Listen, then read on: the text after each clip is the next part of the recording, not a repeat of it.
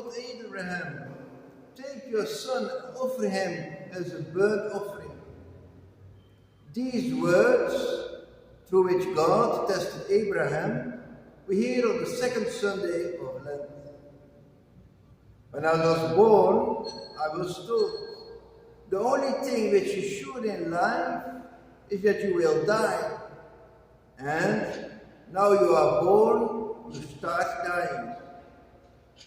Hearing all this, you wonder, how far is death a sacrifice? The motivation for the sacrifice is to get something better in return. In the end, Abraham did not sacrifice anything and still received an abundance of blessings merited by his faith. As for Jesus, he truly was a sacrificial lamb. He sacrificed his life and received a glory foreshadowed in the transfiguration on the mountain. Surely the transfiguration on the mountain invites us to hope for something better that we can get out of this earthly life. These days, so many are struggling with hardships and even hunger. Renewed hope keeps them going. But this hope is based on what? Surely our hope needs to be strengthened. Because the way many are clinging to this life by trying to remain young forever and constructing buildings as big as palaces with all the comforts possible is not a witness to the Christian hope.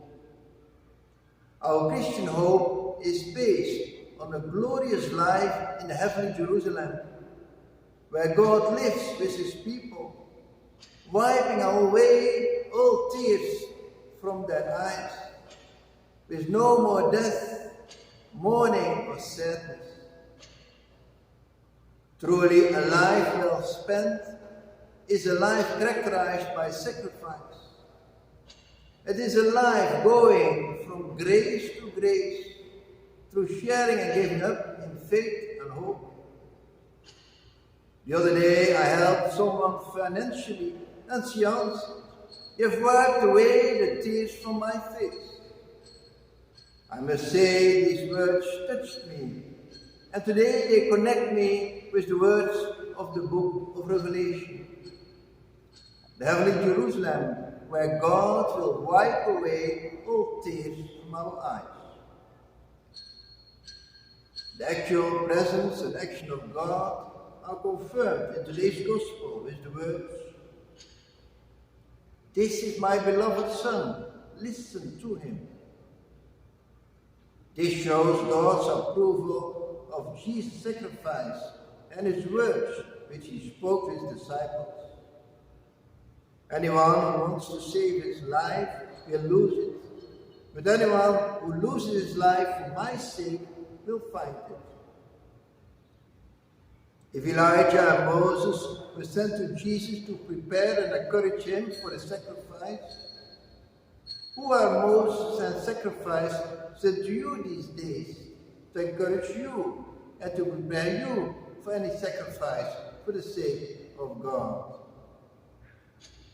Truly you can be a Moses and an Elijah for those who are crying out these days, but also for those who are not crying. The imbalance between the rich and the poor, between those who have and have not, is so big. And this not only materially, but also spiritually. If you only knew how rich you are. So what can you do? For the sake of God, Simon of Cyrene carried Jesus' cross of the sacrifice. By living a life of hope and trusting God, you are a witness and encouragement for those who lack in it. Your humility will open the way for others to help you carry your cross of sacrifice. The life of prayer shows you to be a beloved son or daughter of God, who gives glory to those who sacrifice for his sake. Indeed, a world of possibilities opens for those who are ready to sacrifice for God's sake.